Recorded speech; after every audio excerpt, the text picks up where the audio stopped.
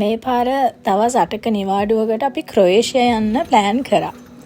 මේ ගමන මට හරිම එක්සයිටිං. මොකද හස්බන්ඩ්ුයි මයි විතරක් යන ගමනක් නෙමෙයි. මගේ ෆස්ට් ටයිම් තමයි යාළුවෝ කට්ටියක් එක්ක වෙන රටකට ට්‍රිප් එකක් යන්නේ. මුලින්ම අපි මේ කෝච්චිය නැගලා ඔස්ලෝ එයාපෝට් එකට ගියා. මේ ගමනට අපි තව යාළුවෙක් එක්ක තමයි ඔස්ලෝ ඉඳලා යන්නේ. අනිත් යාළුවන් අපි හම්බ වෙන්නේ ක්‍රොයේෂියා ගිහිල්ලා. මොකද ඒගොල්ලෝ ඔල්රෙඩි මේ වෙද්දි ක්‍රොයේෂියා වල තමයි ඉන්නේ. ගයිස් ඉතින් ඔයගලන්ට කියන්න අපිට මාර වැඩක් තමයි උනේ. මේ වීඩියෝ එක දිගටම බලන්නකෝ මම ඔයගලන්ට කියන්නම් මොකද අපිට උනේ කියලා. මේකේ මම වීඩියෝ එකක් ගත්තේ මට හිතෙනවා ඔයගලන්ට මේක රෙකමන්ඩ් කරන්න ඕන කියලා. මෙතන මේ තියෙන්නේ නෝවීජියන් ජෑම් වර්ග. ඕගලන් මෙහෙට ඇවිල්ලා ඕගලන් කාටරි තෑගි දෙන්න වගේ හිතන් ඉන්නවනම් මෙන්න මේ ජෑම්ස් අරගෙන යන්න. මේ වත්තරම හරි රහයි. සහ මේ තියෙන්නේ හනි. සෝ කාටරි තෑගි දෙන්න ඕන නම් නෝවේ රහ දැනගන්න. ඔන්න මේව ඕගලන්ට ගෙනියන්න පුළුවන්. අපි බඩගින්න හිටපු ඉඳන් මෙන්න මෙතනින් උත් ඉතින් කාලා තමයි යන්න බැලුවේ.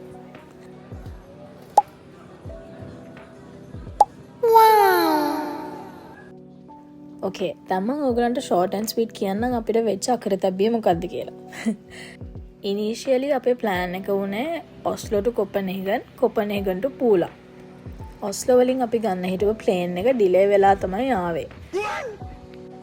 ඒක නිසා අපිට දැන් ඊළඟ එක ගන්න පුළුවන් වේද කියලා හෙන ඩවුට් එකක් අපි හිටියේ. හේතුව අපිට ට්‍රාන්සිට් එක තිබ්බේ කොපනේගන් වල පැය එකමාරකට අඩුවෙන්. ඒත් අපි ඔස්ලෝ එයාපෝට් එකෙන් ප්ලේන් එකට නැගලා අපි ඒත් හිතුවා ඕකේ ෆයින්. දැන් මේක ගියොත් අපිට ට්‍රාන්සිට් එකෙන් ෂේප් එකේ ඊළඟ ප්ලේන් එක ගන්න පුළුවන් කියලා. But guys, when we got into the plane, they announced that there are 2 people that they have to put out of the plane because they are not supposed to be there. ඒකටත් ඉතින් තව විනාඩි 10ක් 15ක් විතර ගියා. කොහොම හරි කොපනේගන් එයාපෝට් එකෙන් අපි බහැලා දැන් ට්‍රාන්සිට් එක අපි දැන් දන්නවා අපිට කොහොමද ඊළඟ ෆ්ලයිට් එක මිස් වෙලා තියෙන්නේ පූල වලට යන්න. දැන් ඉතින් අපි නෝවීජියන් එයාලයින්ස් ස්ටෝල් එකක් හොයාගෙන දිගින් දිගටම ඇවිත්තා. ගයිස් මේ කොපනේගන් එයාපෝට් එක මාර ලොකුයි කම්පෙයාර් ටු ඔස්ලෝ. අපි ඉතින් මේ එයාපෝට් එකේ කොනටම ඇවිදගෙන යන්න ඕන නෝවීජියන් එයාලයින්ස් කෙනෙක්ට කතා කරන්න. ඒගොල්ලන්ට කතා කරාට අපිට අවශ්‍ය විදියට අපේ ෆේව් එකට ඔප්ෂන්ස් දුන්නේ නැහැ. මේ දවස බදාදා. අපි හරිනම් බ්‍රහස්පතින්දා උදේ වෙද්දී ක්‍රොයේෂියා පූලවල ඉන්න ඕන. නමුත් ඒගොල්ලන් අපිට දීපු ඔප්ෂන් එක ආයෙ සෙනසුරාදා පූල වලට ෆ්ලයි කරන්න. ඒ කියන්නේ බේසිකලි අපි දවස් 3 කොපනේගන් වල නවතින්න. ඒක නෙමෙයිනේ අපේ ඉනිෂියල් ප්ලෑන් එක. සෝ ඒක නිසා මේ අපේ කොල්ලෝ දැන් ඔප්ෂන්ස් try කරනවා දැන් මොකද කරන්න කියලා. කොහොම හරි නෝවීජියන් එයාලයින්ස් අපිට දීපු ඔප්ෂන්ස් එකක්වත් අපිට සෙට් වෙන්නේ නැහැ. ඒක නිසා අපි වෙන එයාලයින් එකකින් ෆ්ලයිට් එකක් දාගෙන ඊළඟ දවසේ ක්‍රොයේෂියා යන්න තමයි ප්ලෑන් කරේ. ක්‍රිෂ්ගේ මගේ ෆස්ට් ටයිම් තමයි මේ විදිහ අපි ෆ්ලයිට් එකක් ඩිලේ වෙච්ච එකක් ෆ්ලයිට් මිස් වෙච්ච එකක් එක්ස්පීරියන්ස් කරන්නේ. ඇත්තටම අපිත් එක්ක අපේ යාළුවෝ හිටපු නිසා ක්‍රිෂ්මයි දෙන්නම හරිය කාම් එකේ මයින්ඩ් එක chaotic but we were calm enough to make plans for our next day. හැමදේම වෙන්නේ හොඳට කියන එකට මේක තව එක උදාහරණයක් වෙන්න නැති. අපේ යාළුවගේ කසින් ඉන්නේ කොපනේගන් වල. ඉතින් අපි දැන් මේ ඒගොල්ලන්ගේ තැනට යන ගමන් තමයි ඒ රෑ නවතින්න. The best things happen when you least expect it, right? මේ අපේ unexpected flight delay එක flight miss එක කොහොම හරි අපේ ජීවිතේට ලස්සන මිනිස්සු කට්ටිය ගන්නවල දුන්නා. යාළුවගේ කසින් ඒ අත් එක්ක ඉන්න තව එතන යාළුවෝ ටික මලිලා නම් ගිහලා අපිත් එක්ක හරියට ෆිට වුණා. අපි කොහොම හරි උදේ පාන්දර 3 වෙනකන් මැච් එක බලන ගමන් ෆන් එකක් ගත්තා. So guys අපේ යාළුවගේ කසින් නංගි මටයි හස්බන්ඩ්ටයි නිදාගන්න එදා එයාගේ රූම් එක දීලා ඇඳ හදලා ඒක ඔක්කොම arrange කරලා තිබ්බා short notice එකකින්. අත්‍තරම අපි හරිම grateful ඒ කරපු help එකට. අපි අත්තරම හොටෙල් රූම් එකක හිටියා නම් මේ මිනිස්සු කට්ටියව අපේ ජීවිතේට අපිට හම්බ වෙන්නේ නැහැ. ඉතින් මෙහෙම වුණේ හොඳ විදිය කියලා මට නම් හිතෙනවා. the next morning. මේ ඉතින් ගයිස් ඊළඟ දවස. හරිනම් අපි මේ විද්දි පුලාවල තමයි නැගිටින්න ඕන. නමුත් අපි ඉන්නේ දැන් කොපනේගන්. කමක් නෑ හැමදේම වෙන්නේ හොඳට තමයි. අපිට ජීවිතේට හම්බ වෙන්න හිටපො නැති කට්ටියක් ප්ලේන් එකක් මිස් වෙච්ච ඉඳ ඉතින් අපිට හම්බෙච්ච එක ගැන අපි ඇත්තටම සතුටුයි. කොහොම හරි ඔන්න අද අපිට ෆ්ලයිට් එක තියෙනවා කොපනේගන් ඉඳන් ඔපාෂියා වලට. අපි නෝර්වේජන් එයාලයින්ස් නෙමෙයි මේ කියන්නේ අපි ස්කැන්ඩිනේවියන් එයාලයින්ස් වල. මං කිව්වේ අපි ඊට කලින් දවස් 3 වෙනකන් හැරන් හිටියා කියලා. දැන් මේ නැගිටිති උදේ 9:10 විතර වෙලා ඇති.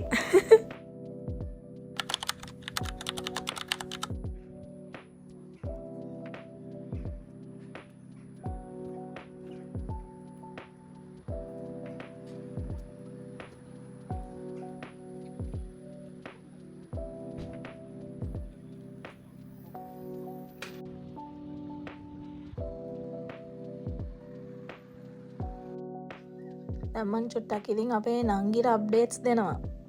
මේ අපේ නංගි හායි කියන්න. නංගිට කතා කරලා ඊට පස්සේ අම්මිට චුට්ටක් කතා කරලා තව එක්කෙනෙක් ඉන්නවා අනිවාර්යයෙන්ම මං කතා කරන්න ඕන. guess who? මෙන්න මෙයා. අපේ ස්කයි චූටි කැටේ. එයාට ඉතින් කතා කරන පාරට ඔළුව හරව බලනවා ඉතින්. මං ඉතින් ඔක්කොම එයා දන්න වචන ටික කියලා කොහොම හරි යාගේ ටෙන්ෂන් එක ගන්නවා. මේ තමයි ඉතින් අපේ බව් කැටේ. එයා නිදාගෙන හිටියේ. අම්මට කියලා ඉතින් මං එයාවත් පොඩක් ඇහැරුවා. මට කතා කරන්න ඕන හින්දා. එයාට ඉතින් බායි කියලා දැන් අපි සූට් කේස් එකම ලෑස්ති කරගන්න ඕන. අපිට ෆ්ලයිට් එක ගන්න තියෙනවා ගයිස්. ඔපාෂියා වලට යන්න. ෆයිනලි අපි ක්‍රොේෂියා වල අපේ අනිත් යාළුවෝ ටිකව හම්බෙන්න යන්නේ. අපිට ඉතින් ජීවිතේ අහම්බෙන් හම්බෙච්ච යාළුවෝ ටිකටත් බායි කියලා ඒගොල්ලන්ට ස්තුති කරලා අපි දැන් මේ කොපනේගන් එයාපෝට් එකට යනවා පූල වලට ෆ්ලයිට් එක ගන්න.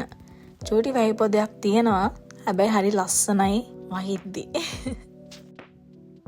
මේ වෙලාවේ අපි තුන්දෙනාගේම ඔළුව වල එකම දේ යන්නේ කොහොම හරි කොහෙන් හරි කමක් නැහැ ක්‍රොේෂියා වලට ලෑන්ඩ් කරගන්න. මං හිතන්නේ අපි තුන්දෙනා මේක පෙන්නුවේ නැති වුණාට පොඩි ස්ට්‍රෙස් එකක් අපේ ඔළුව වල තියෙනවා. මොකද අපි ප්ලෑන් එක පටන් ගත්ත තැනින්ම ෆ්ලොප් නේ. ෆ්ලයිට් මිස් වුණා, ෆ්ලයිට් ඩිලේ වුණා. නමුත් ඒ කියලා නෙමෙයි මං හිතන්නේ අපි තුන්දෙනාම පොඩ්ඩක් පොසිටිව් පැත්තටත් හිතනවා. ඒ කියන්නේ කම්ප්ලේන් කරන්නේ නැතුව අයියෝ අපිට මෙහෙම වුණා, අපිට අර වුණා කියලා හිතන්නේ නැතුව තුන්දෙනාම okay now let's do this, let's do that කියලා ප්ලෑන් කරලා ඊළඟට මෙහෙම කරපු එක ගැන නම් මට මාර හැපි. කලින් පාර කොපනේගන් ආපු වෙලෙත් මම මේ බිස්කට් පැකට් එකක් ගත්තා. ඉතින් එන දැන් හැම පාරම ගන්න තමයි මගේ ප්ලෑන් එක. දැන් ටැක්ස් ෆ්‍රී එකේ ඉඳලා හෙන දොරක් ඇවිදන් යන්න ඕන ෆ්ලයිට් එක තියෙන තැනට. ගයිස් මේ එයාපෝට් එක නම් මාරු ලොකුයි. මං තනියෙන් ආවොත් නම් මං නම් හෙනම ස්ට්‍රෙස් එකේ තමයි යන්නේ. අපේ කොල්ලෝ දැන් මේක plan කරපෙන්ද I had nothing to care for. මං ඉතින් ඒ දෙන්න යන්නේ කොහෙද මාත් ඒ දෙන්නගේ පස්සේ යනවා. The whole trip that was me. උලංගයි වැස්සයි දන්නානේ ඉතින් කාගේද මගුල් ගෙදර කියලා.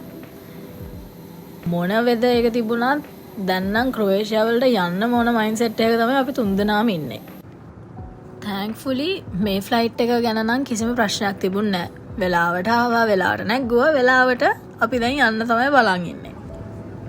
Guys, we are so close to Croatia. Oh my god. One eternity later. Guys, we did it.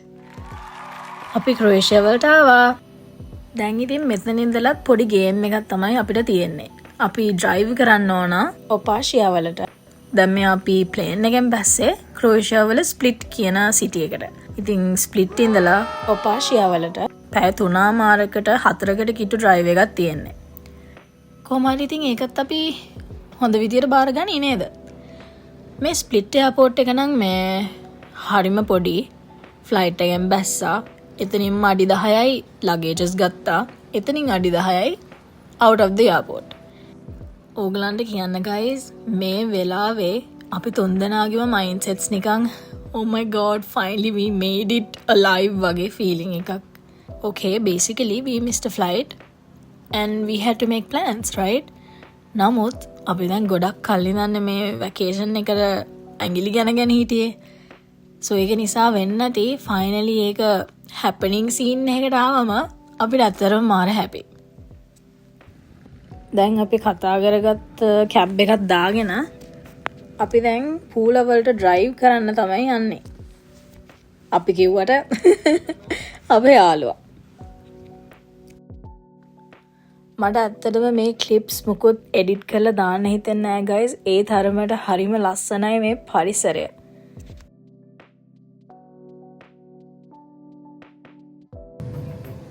මේ ඉන්නේ අපේ කොල්ල දෙන්න. මම මේ ෆුල් සීරියස් මූඩ් එකකින් කරන්නේ ප්ලේලිස්ට් එකට සින්දු දානවා අපේ රෝඩ් ට්‍රිප් එකට. ඉර එළිය දැක්කත් ආසයි. We are so excited for this trip. මෙතන ඉඳලා තාම මම පොඩ්ඩක් ස්පීඩ් අප් කරන්න රෝඩ් ට්‍රිප් එක.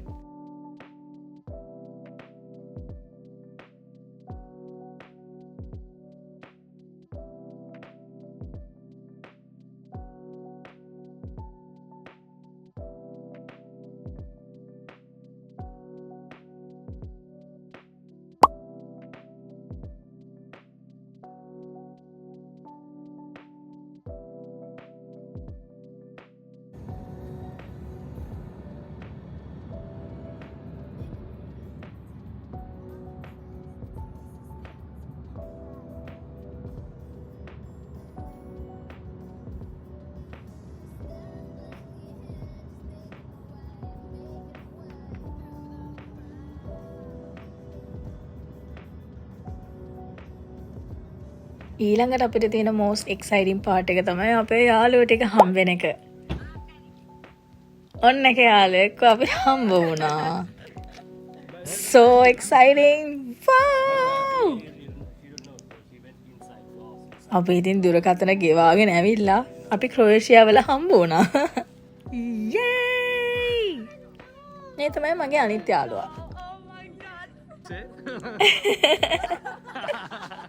ඉතින් අපි කොහොම හරි ඔස්ලෝ ඉඳලා ක්‍රොයේෂියාවල ආයෙ හම්බ වුණා. අපි ඉතින් ඊට පස්සේ හොටෙල් එකට ගිහලා වොෂ් එකක් දාගෙන මෙන්න මේ බාර් එකට ආවා. හරිම ලස්සන තැනක්, බීච් එක ලස්සනට පේනවා. වීඩියෝ එකෙන් නම් එච්චර පේන්නේ නැහැ, but හරිම ලස්සනයි ඇස් දෙකට දැක්කම. And we ordered some drinks and we were chilling here. පේනවනේ ඔයගලන් ලස්සනට හඳේලි වැටලා තියෙනවා බීච් එකට. මේ දවසේ රෑ guys ෆුට්බෝල් මැච් එකේ ක්‍රොයේෂියා versus I don't remember. ඉතින් දැන් මේ මැච් එක බලන්න අපි ඇවිදගෙන යන ගමන් කට්ටිය කතා වෙනවා එක්කෝ පාක් එකකට යන්න ඊට පස්සේ දවසේ. සෝ මගේ හස්බන්ඩ්ගේ කකුල තාම හරියටම සනීප නෑනේ. සෝ එයා කියනවා එයා උඩ පැන්නොත් ඉවරයි කියලා. මෙතන නම් ඇත්තටම මට පොඩ්ඩක් නින්දත් ගියා. මට ඒ වෙලේ තමයි තේරුනේ ගමන් මහන්සිය ඇත්තටම තියනවා නොතේරුණාට කියලා. අපි එහෙන එක්සයිට් වෙලානේ හිටියේ අපේ යාළුවා හම්බෙන්න. බට අර ගමන් මහන්සිය තේරුනේ රෑ වුණාට පස්සේ.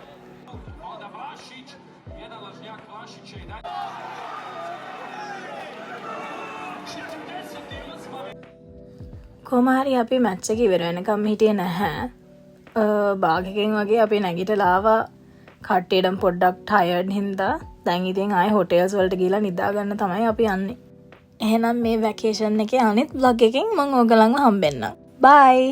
See you guys in my next video.